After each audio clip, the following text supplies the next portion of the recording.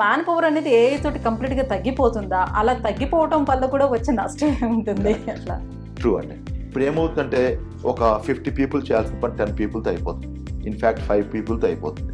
మిగతా what about this 40 people? ఈ 40 people జాబ్లెస్గా అయిపోతున్నారని చెప్పడానికి లేదు. ఎందుకంటే వాళ్ళు కానీ ఈ ఏఐ టెక్స్ని అడాప్ట్ చేసుకుంటే యానిమేటెడ్లో చేయాల్సిన మూవీస్ సంఖ్య పెరగబోతుంది.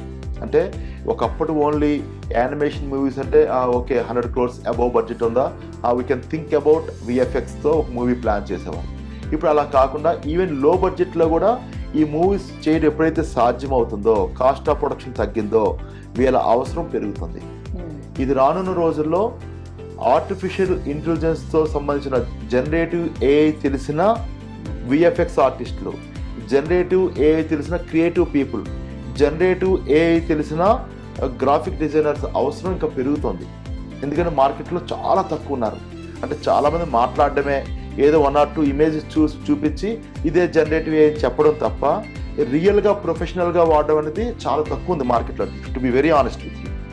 అలాంటి వాళ్ళని తయారు చేయడమే మా సింప్లర్ డిజిటల్ అకాడమీ ఉద్దేశం. దానివల్ల జాబులు తగ్గవు, జాబులు పెరగబోతుంది.